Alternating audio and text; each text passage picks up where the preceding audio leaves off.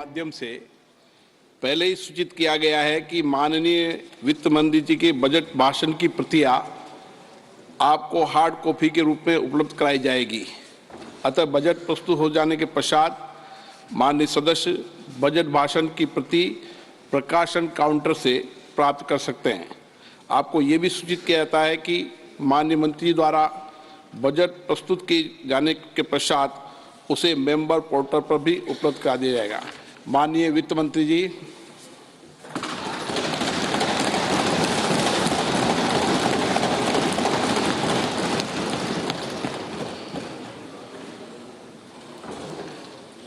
Honorable Speaker, I present the interim budget for 24-25.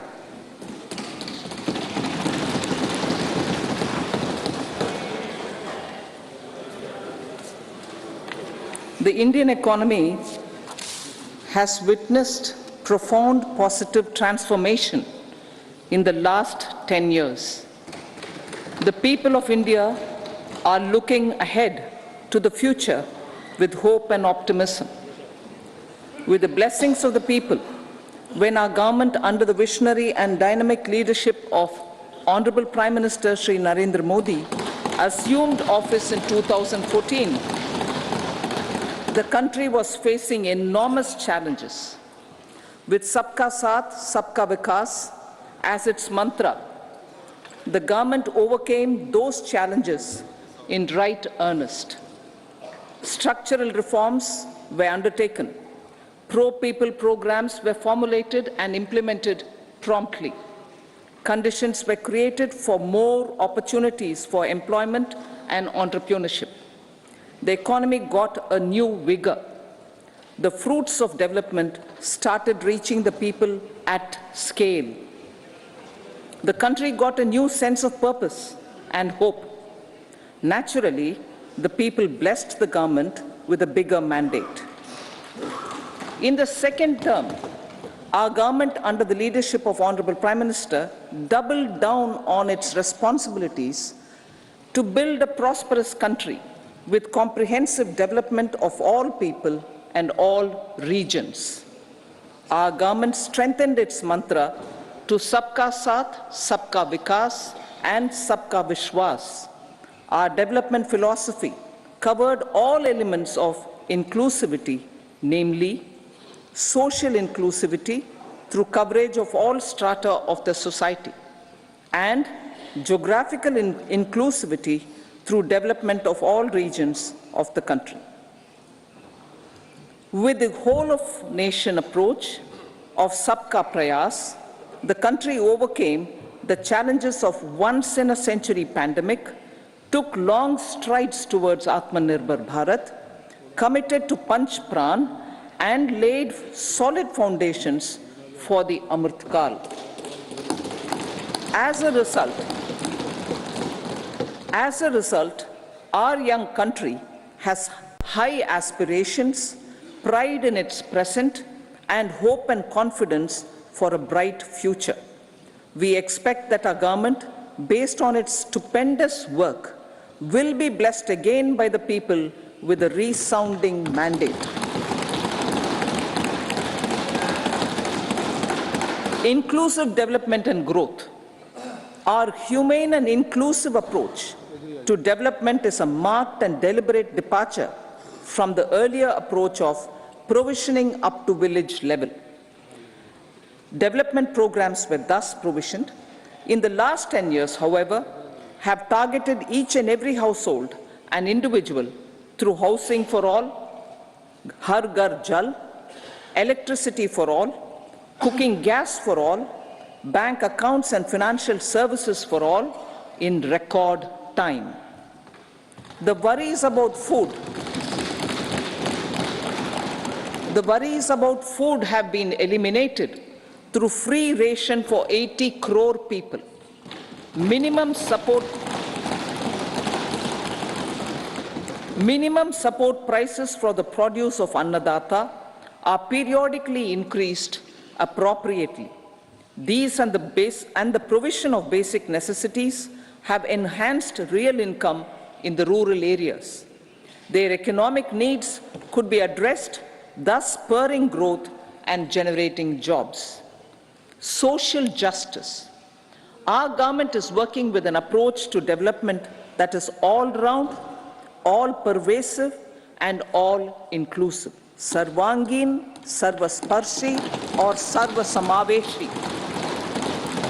It covers all castes and people at all levels. We are working to make India a Vikasit Bharat by 2047. For achieving that goal, we need to improve people's capability and empower them. Previously, social justice was mostly a political slogan. For our government, social justice is an effective and necessary governance model. The saturation approach of covering all eligible people is the true and comprehensive achievement of social justice. This is secularism in action, reduces corruption, and prevents nepotism, prevents Bhai Bhatijawad. There is transparency and assurance that benefits are delivered to all eligible people. The resources are distributed fairly.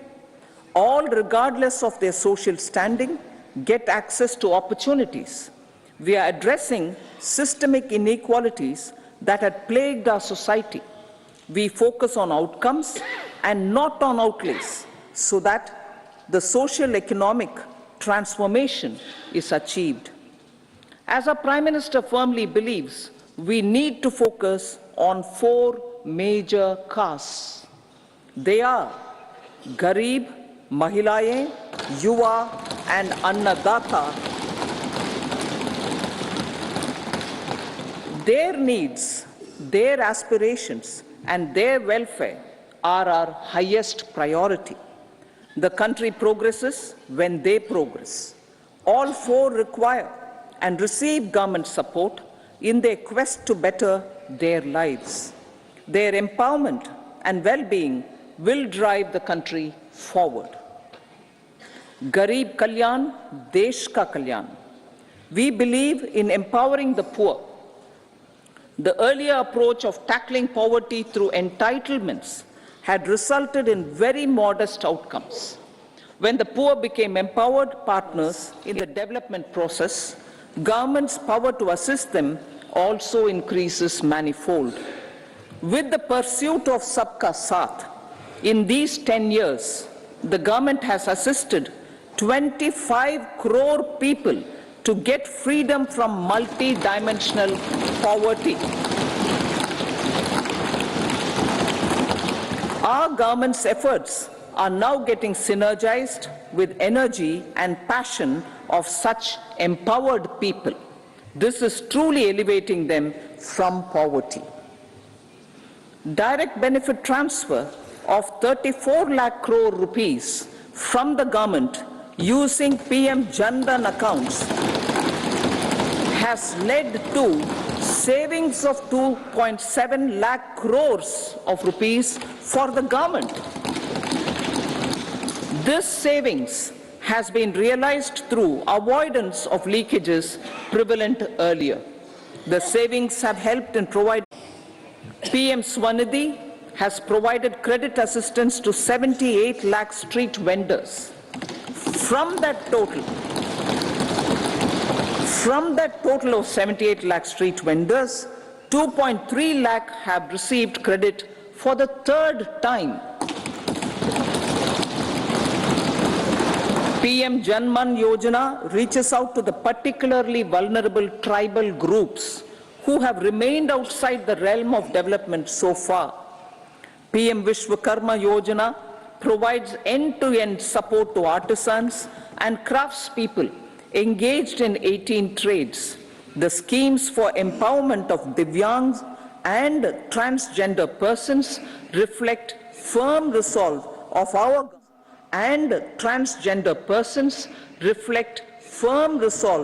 our government to leave no one behind.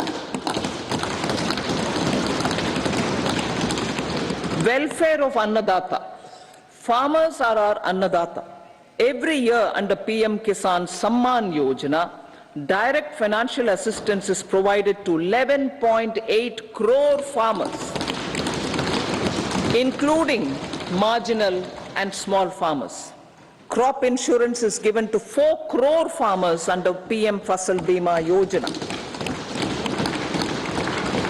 These, besides several other programs, are assisting Annadata in producing food for the country and for the world.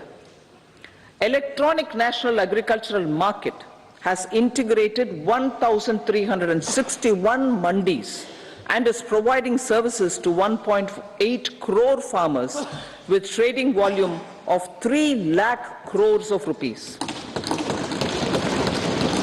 The sector is poised for inclusive, balanced, higher growth and productivity. These are facilitated from farmer-centric policies, income support, coverage of risks through price and insurance support, promotion of technologies and innovations through startups.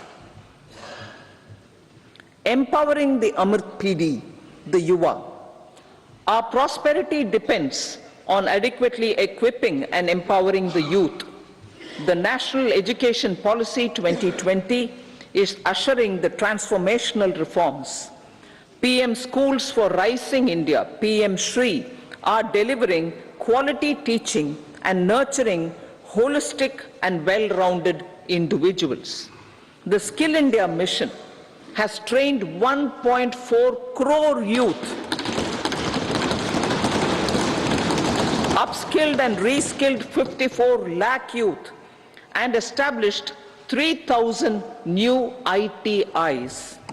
A large number of institutions of higher learning, namely 7 IITs, 16 triple ITs, 7 IIMs, 15 AIMS, and 390 universities have been set up. PM Mudra Yojana has sanctioned 43 crore loans aggregating to 22.5 lakh crores of rupees for entrepreneurial aspirations of our youth.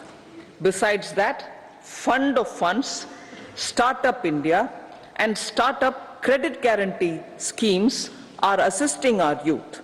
They are also becoming Rozgar Data. The country is proud of our youth scaling new heights in sports. The highest ever medal tally in Asian Games and Asian Para Games in 2023 reflects a high confidence level.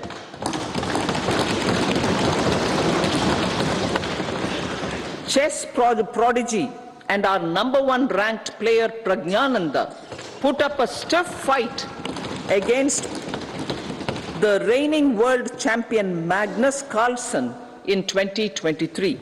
Today, India has over 80 chess grandmasters compared to little over 20 in 2010. Momentum for Nari Shakti. The empowerment of women through entrepreneurship, ease of living, and dignity for them has gained momentum in these 10 years. 30 crore Mudra Yojana loans have been given to women entrepreneurs. Female enrollment in higher education has gone up by 28% in 10 years. In STEM courses, girls and women constitute 43% of enrollment, one of the highest in the world. All these measures are getting reflected in the increasing participation of women in workforce. Making triple talaq illegal, reservation of 1/3 seats for women in the Lok Sabha and state assemblies, and giving over 70% houses under PM Awas Yojana in rural areas to women, and giving over 70% houses under PM Awas Yojana in rural areas to women as sole or joint owners have enhanced their dignity. Exemplary track record of governance, development, and performance. Besides delivering on high growth in terms of gross domestic product, the government is equally focused on a more comprehensive GDP, that is, governance, development, and performance. Our government has provided transparent, accountable, people-centric, and prompt, trust-based administration with citizen-first and minimum government, maximum governance approach. The impact of all-round development is discernible in all sectors. There is macroeconomic stability, including in the external sector. Investments are robust. The economy is doing well. People are living better and earning better, with even greater aspirations for future. Average real income of the people has increased by 50%. Inflation is moderate. People are getting empowered, equipped, and enabled to pursue their aspirations. There is effective and timely delivery of programs and of large projects. Economic management. The multi-pronged economic management over the past 10 years has complemented people-centric, inclusive development. Following are some of the major elements. 1.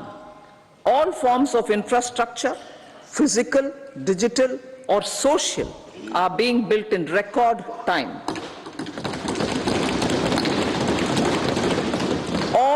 Number 2, all parts of the country are becoming active participants in economic growth. Number 3, digital public infrastructure, a new factor of production in the 21st century, is instrumental in formalization of the economy. Number 4, goods and services tax has enabled one nation, one market, one tax. Tax reforms have led to deepening and widening of tax base.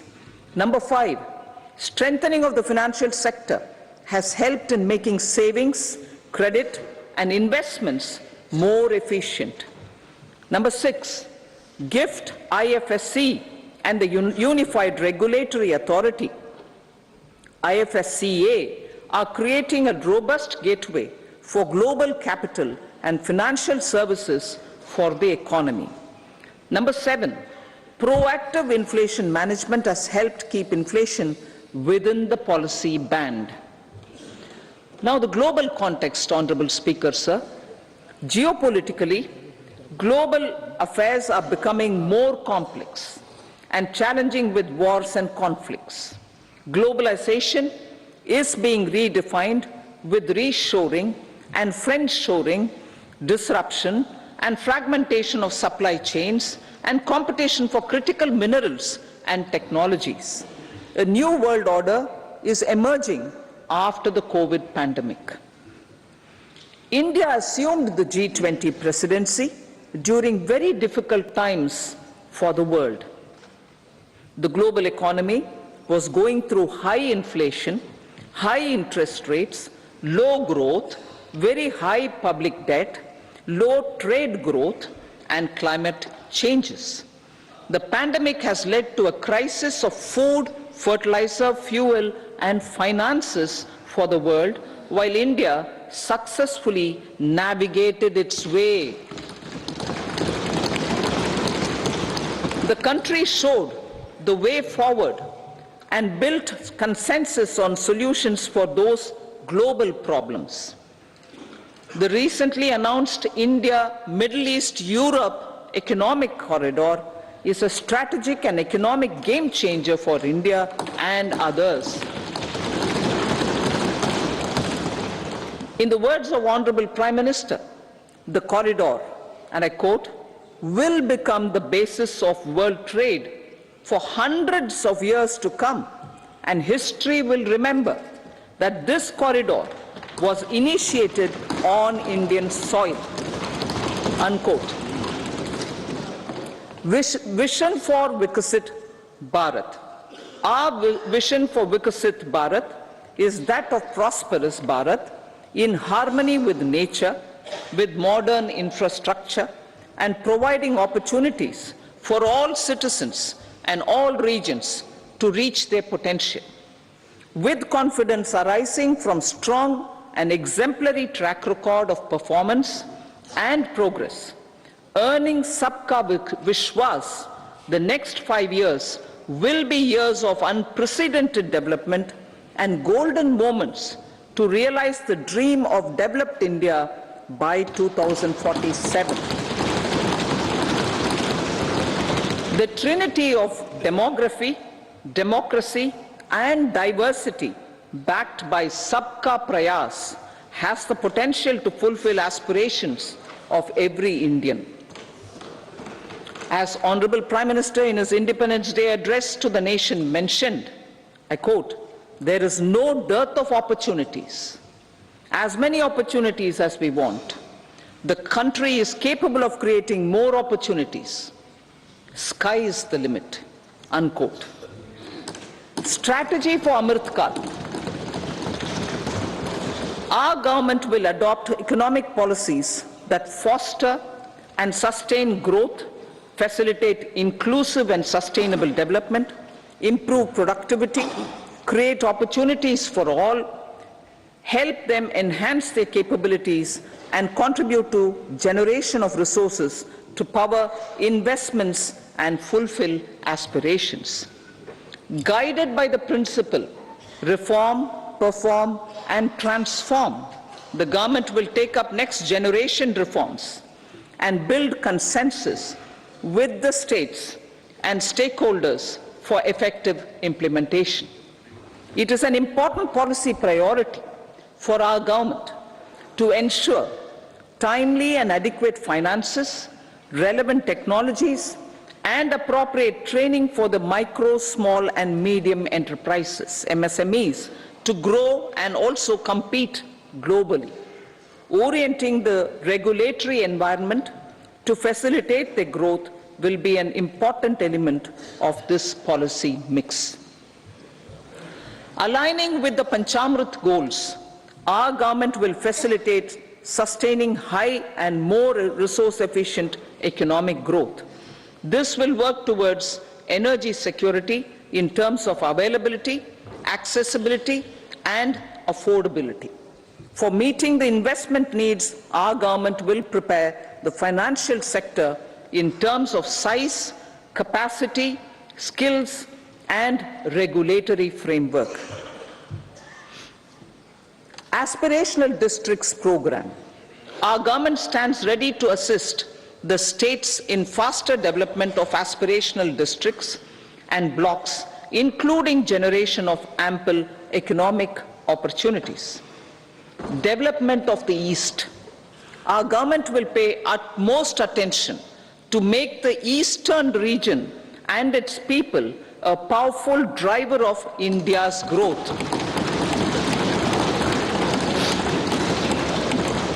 PM Awas Yojana Gramin. Despite the challenges due to COVID, implementation of PM Awas Yojana Gramin continued, and we are close to achieving the target of 3 crore houses. 2 crore more houses will be taken up in the next 5 years to meet the requirement arising from increase in the number of families. Rooftop solarization and Muft Bijli. Through rooftop solarization, 1 crore households will be enabled to obtain up to 300 units free electricity every month. This scheme follows the resolve of Honorable Prime Minister on the historic day of consecration of Sri Ram Mandir in Ayodhya. Following benefits are expected.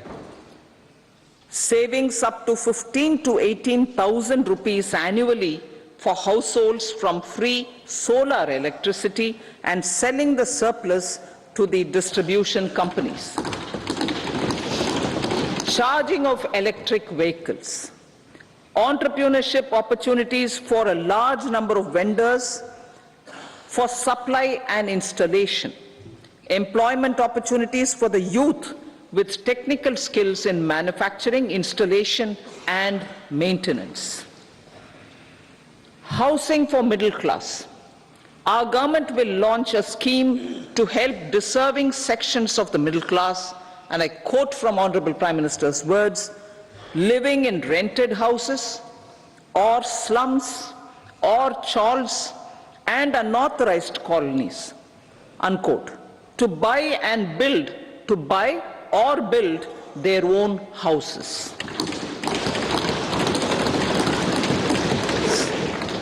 Medical colleges. Several youth are ambitious to get qualified as doctors. They aim to serve our people through improved healthcare services. Our government plans to set up more medical colleges by utilizing the existing hospital infrastructure under various departments.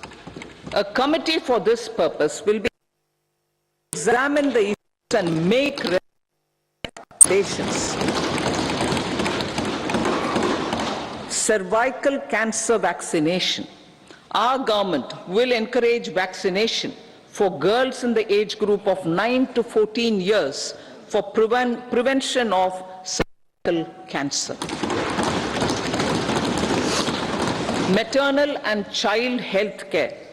Various schemes for maternal and child care will be brought under one comprehensive program for synergy in implementation. Upgradation of Anganwadi centers under Saksham Anganwadi and Poshan 2.0 will be expedited for improved nutrition delivery, early childhood care and development. The newly designed U-Win platform for managing immunization and intensified efforts of Mission Indradhanush will be rolled out expeditiously throughout the country. Ayushman Bharat. Healthcare cover under Ayushman Bharat scheme will be extended to all ASHA workers, to all Anganwadi workers and helpers. Agriculture and food processing. The efforts of value addition in agriculture sector and boosting farmers' incomes will be stepped up. Pradhan Mantri Kisan Sampada Yojana has benefited 38 lakh farmers and generated 10 lakh employment. Pradhan Mantri formalization of micro food processing enterprises Yojana has assisted 2.4 lakh SHGs and 60,000 individuals with credit linkages. Other schemes are complementing the efforts for reducing post-harvest losses and improving productivity and incomes. For ensuring faster growth of the sector, our government will further promote private and public investment in post-harvest activities, including aggregation, modern storage, efficient supply chains, primary and secondary processing and marketing and branding. Nano DAP. After the successful adoption of nano urea, application of nano DAP on various crops will be expanded in all agroclimatic zones. Atmanirbhar Oil Seeds Abhiyan. Building on the initiative announced in 2022, a strategy will be formulated to achieve Atmanirbharta for oil seeds such as mustard, groundnut, sesame, soya bean, and sunflower. This will cover research for high-yielding varieties, widespread adoption of modern farming techniques, market linkages, procurement, value addition, and crop insurance. Dairy development. A comprehensive program for supporting dairy farmers will be formulated. Efforts are already on to control foot and mouth disease, India is the world's largest milk producer with India is the world's largest milk producer, but with low productivity of milch animals. The program will be built on the success of existing schemes such as Rashtriya Gokul Mission, National Livestock Mission, and infrastructure development funds for dairy processing and animal husbandry. Matsya Sampada. It was our government which set up a separate department for fisheries, realizing the importance of assisting fishermen. This has resulted in doubling of both inland and aquaculture production. Seafood exports since 2013-14 has also doubled. Implementation of Pradhan Mantri Matsya Sampada Yojana will be stepped up to 1. Enhance aquaculture productivity from existing 3 to 5 tons per hectare. 2. Double exports to 1 lakh crore rupees, and 3. Generate 55 lakh employment opportunities in the near future. 5 integrated aqua parks will also be set up. Lakpati Didi.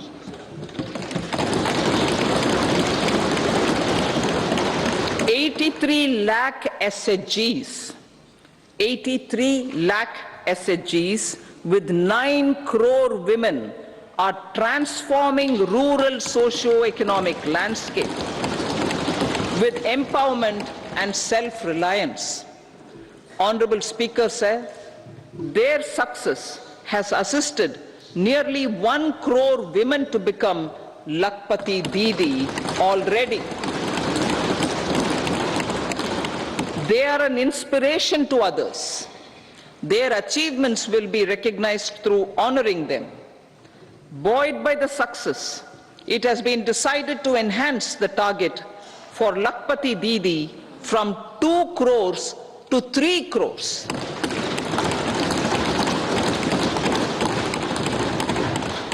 Technological changes, new age technologies and data are changing the lives of people and businesses. They are also enabling new economic opportunities and facilitating provision of high quality services at affordable prices for all, including those at the bottom of the pyramid. Opportunities for India at the global level are expanding. India is showing solutions through innovation and entrepreneurship of its people. Research and innovation for catalyzing growth, employment, and development. Prime Minister Shastri, Prime Minister Lal Bahadur Shastri gave the slogan of Jai Jawan, Jai Kisan. Prime Minister Vajpayee, Atal Bihari Vajpayee ji, made that Jai Jawan, Jai Kisan, Jai Vigyan. Prime Minister Modi has furthered that to Jai Jawan, Jai Kisan, Jai Vigyan, and Jai Anusandhan, as innovation is the foundation of development. For our tech-savvy youth, this will be a golden era. A corpus of 1 lakh crore rupees will be established with 50-year interest-free loan provided. The corpus will provide long-term financing or refinancing with long tenors and low and or nil. I repeat that sentence. The corpus will provide long-term financing or refinancing with long tenors and low or nil interest rates. This will encourage the private sector to scale up research and innovation significantly in sunrise domains. We need to have programs that combine the powers of our youth and technology. A new scheme will be launched for strengthening deep tech technologies for defense purposes and expediting Atmanirbharta. Infrastructure development. Building on the massive tripling of the capital expenditure outlay in the past 4 years, resulting in huge multiplier impact on economic growth and employment creation, the outlay for the next year is being increased by 11.1% to 11,111 crore rupees. This would be 3.4% of our GDP. Railways. 3 major economic railway corridor programs will be implemented. These are energy, mineral and cement corridor. Number 2, port connectivity corridors. And number 3, high traffic density corridors. The projects have been identified under the PM Gati Shakti for enabling multimodal connectivity. They will improve logistics efficiency and reduce cost. The resultant decongestion of the high traffic corridors will also help in improving operations of passenger trains, resulting in safety and higher travel speed for passengers. Together with dedicated freight corridors, these 3 economic corridor programs will accelerate our GDP growth and reduce logistic costs.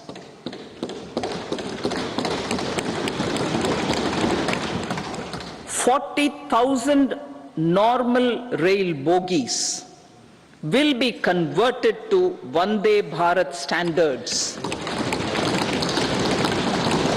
to enhance safety, convenience and comfort of passengers. Aviation sector. The aviation sector has been galvanized in the past 10 years. Number of airports have doubled to 149. Rollout of air connectivity to Tier 2 and Tier 3 cities under UDAN scheme has been widespread.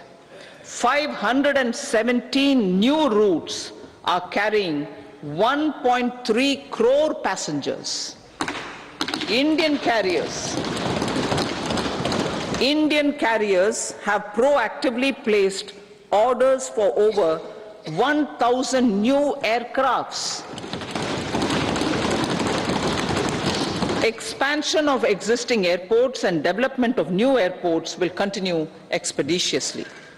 Metro and Namo Bharat. We have a fast expanding middle class and rapid urbanization is taking place. Metro rail and Namo Bharat can be the catalyst for the required urban transformation. Expansion of these systems will be supported in large cities focusing on transit-oriented development. Green energy. Towards meeting our commitment for net zero by 2070, the following measures will be taken. Viability gap funding will be provided for harnessing offshore wind energy, potential for initial capacity of 1 gigawatt. Coal gasification and liquefaction capacity of 100 metric tons will be set up by 2030. This will also help in reducing imports of natural gas, methanol, and ammonia. Phased mandatory blending of compressed biogas in compressed natural gas for transport and piped natural gas for domestic purposes will be mandated. Financial assistance will be provided for procurement of biomass aggregation machinery to support collection. Electric vehicle ecosystem. Our government will expand this and strengthen the e-vehicle ecosystem by supporting manufacturing and charging infrastructure.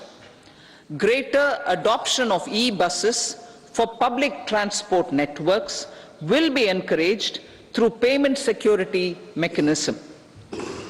Biomanufacturing and biofoundry. For promoting green growth, a new scheme of biomanufacturing and biofoundry will be launched. This will provide environment-friendly alternatives such as biodegradable polymers, bioplastics, biopharmaceuticals, and bioagri inputs.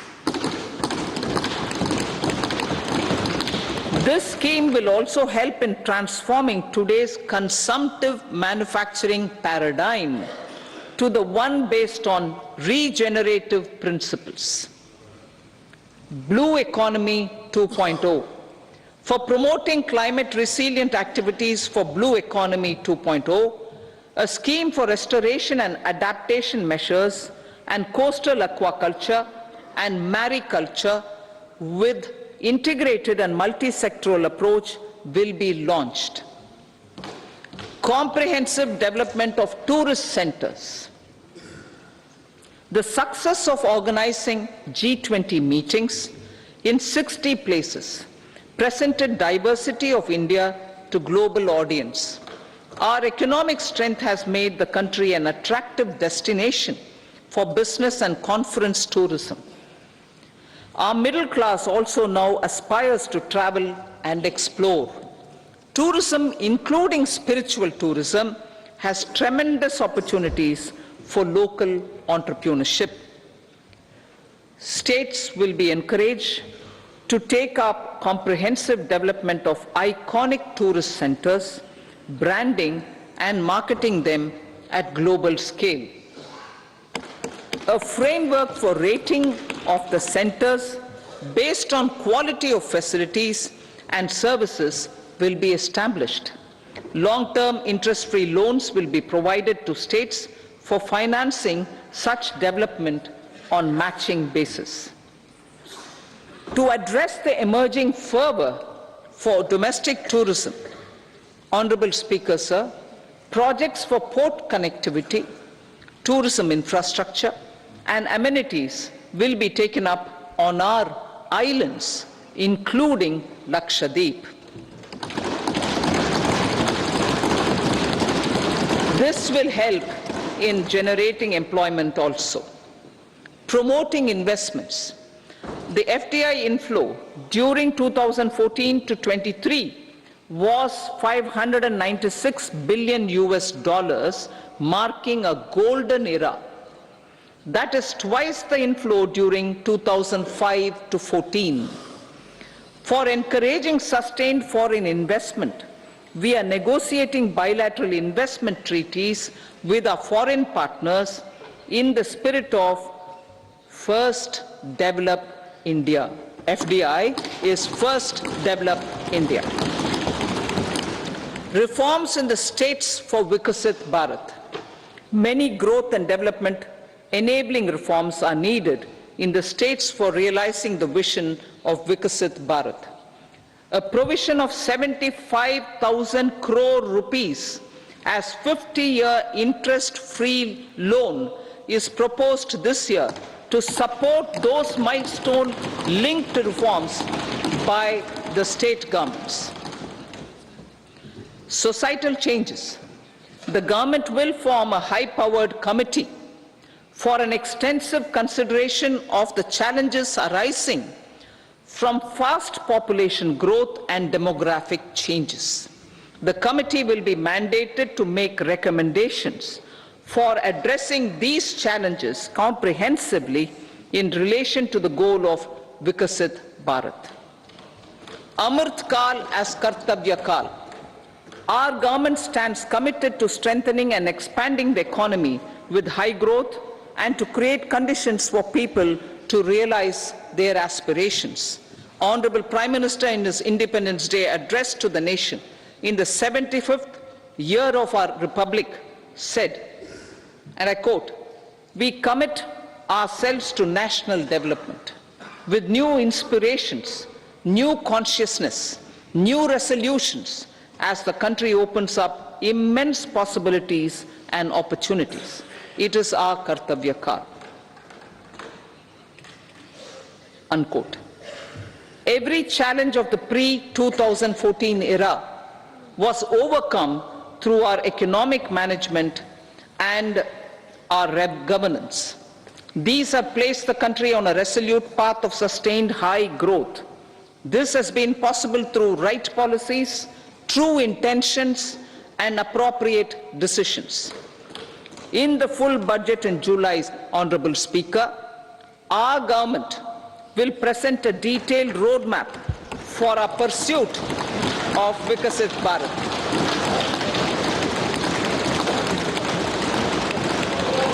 Revised estimates of 2023-24. The revised estimate of the total receipts other than borrowings is 27.56 lakh crores of rupees, of which the tax receipts are 23.24 lakh crore rupees. The revised estimate of total expenditure is 44.90 lakh crore rupees. The revenue receipts at 30.03 lakh crore rupees are expected to be higher than the budget estimate, reflecting strong growth momentum and formalization in the economy. The revised estimate of the fiscal deficit is 5.8% of GDP, improving on the budget estimate, notwithstanding moderation in the nominal growth estimates. Budget estimates for 2024-25. Coming to the year 2024-25, the total receipts other than borrowings and total expenditure are estimated at 30.80 and 47.66 lakh crore rupees respectively. The tax receipts are estimated at 26.02 lakh crore rupees. The scheme of 50-year interest-free loan for capital expenditure to states will be continued this year with an outlay of 1.3 lakh crore rupees. We continue on the path of fiscal consolidation, as announced in my budget speech of 2021-22, to reduce fiscal deficit below 4.5% by 25-26.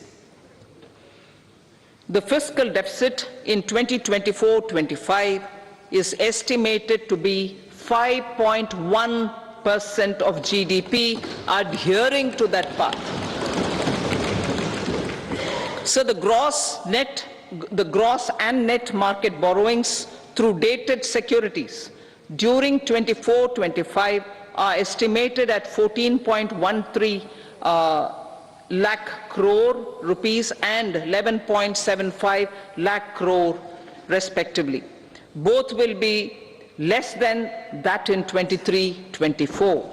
Now that the private investments are happening at scale, the lower borrowings by the central government will facilitate larger availability of credit for the private sector. Vote on account. I'll be seeking vote on account approval of the Parliament through the appropriation bill for a part of the financial year 2024-25. I will now move to Part B. Honorable Speaker, sir, over the last 10 years, the direct tax collections have more than trebled and the return filers swelled 2.4 times. I would like to assure the taxpayers that their contributions have been used wisely for the development of the country and welfare of its people. I appreciate the taxpayers for their continued support. The government has reduced and rationalized tax rates. Under the new tax scheme, there is now no tax liability for taxpayers with income up to 7 lakh rupees, up from 2.2 lakh rupees in the financial year 2013-14. The threshold for presumptive taxation for retail businesses was increased from 2 crores to 3 crores. Similarly, the threshold for professionals eligible for presumptive taxation was increased from 50 lakh rupees to 75 lakh rupees. Also, corporate tax rate was decreased from 30% to 22% for existing domestic companies and to 15% for certain new manufacturing companies. Honorable Speaker, sir, in the last 5 years, our focus has been to improve taxpayer services. The age-old jurisdiction-based assessment system was transformed with the introduction of faceless assessment and appeal, thereby imparting greater efficiency, transparency, and accountability. Introduction of updated income tax returns, a new Form 26AS, and pre-filling of tax returns have made filing of tax returns simpler and easier.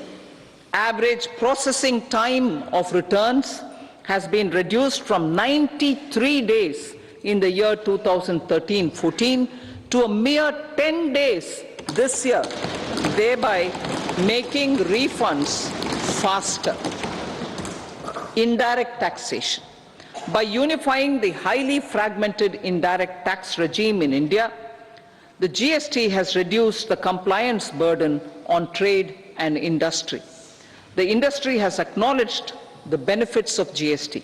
According to a recent survey conducted by a leading consulting firm, 94% of industry leaders view the transition to GST as largely positive. According to 80% of the respondents, it has led to supply chain optimization, as elimination of tax arbitrage and octroi has resulted in disbanding of checkposts at the state and city boundaries. At the same time, tax base of GST more than doubled, and the average monthly gross GST collection has almost doubled to 1.66 lakh crores this year. States too have benefited. States' SGST revenue, including compensation released to states in the post-GST period of 2017-18 to 2022-23, has achieved a buoyancy of 1.22. In contrast, the tax buoyancy of state revenues from subsumed taxes in the pre-GST 4-year period of 2012-13 to 2015-16 was a mere 0.72. The biggest beneficiaries are consumers, as reduction in logistic cost and taxes have brought down prices of most goods and services. We have taken a number of steps in customs to facilitate international trade.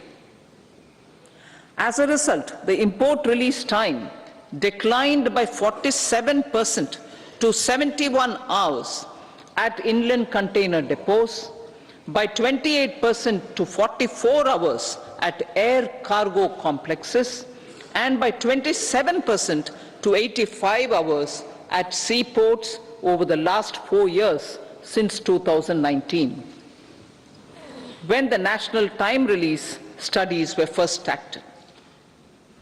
Tax proposals. As for tax proposals, in keeping with the convention, I do not propose to make any changes relating to taxation and propose to retain the same tax rates for direct and indirect taxes, including import duties. However, certain tax benefits to startups and investments made by sovereign wealth or pension funds, as also tax exemption on certain income of some IFSC units, are expiring on 31/3/2024. To provide continuity in taxation, I propose to extend the date to 31/3/2025.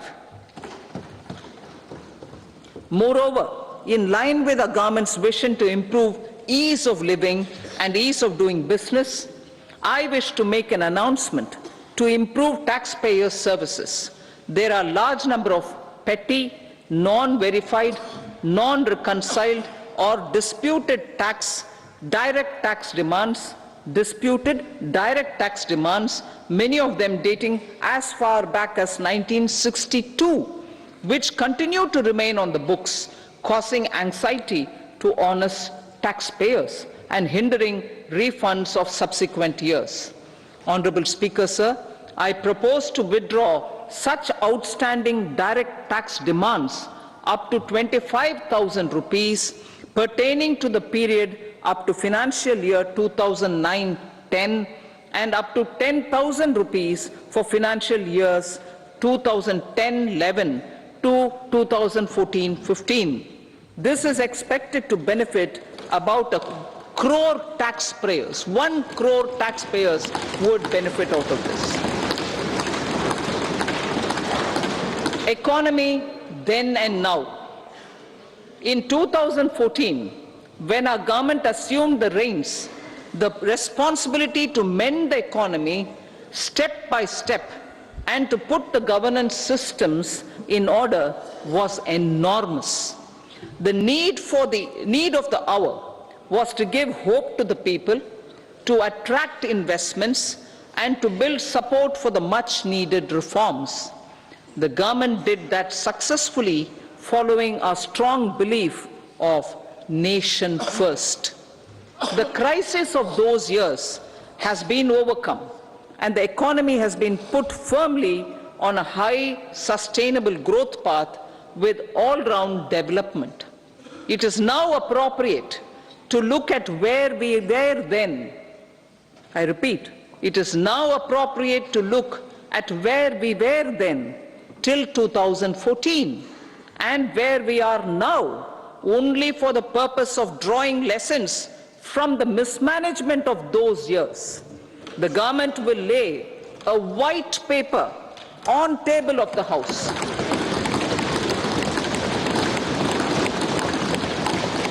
The exemplary track record of governance, development and performance, effective delivery and Jan Kalyan has given the government trust, confidence and blessings of the people to realize whatever it takes. The goal of Vikasit Bharat with good intentions, true dedication and hard work in the coming years and decades. With this, Honorable Speaker, I commend the interim budget to this august House. Jai Hind.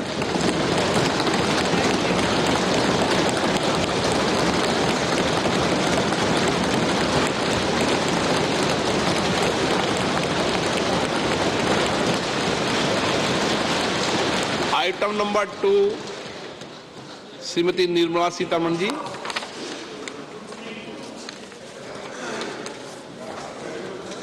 So, with your permission, I rise to lay on the table the following statements under Section 3(1) of the Fiscal Responsibility and Budget Management Act 2003, Medium-Term Fiscal Policy cum Fiscal Policy Strategy Statement and Macroeconomic Framework Statement.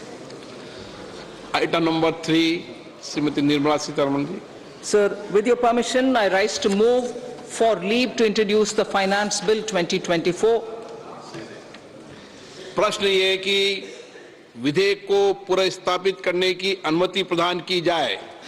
जो सदस्य इसके पक्ष में हाँ कहें, जो सदस्य विरोध में ना कहें, मेरे विचार में निर्णय हाँ वालों के पक्ष हुआ, हाँ वालों के पक्ष हुआ।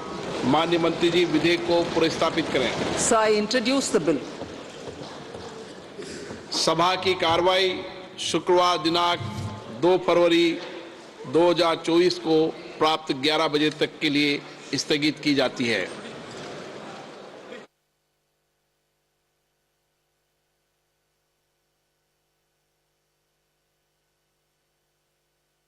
वो क्या रहेंगी इस पर नजर डालेंगे, लेकिन उससे पहले एक छोटे से ब्रेक के लिए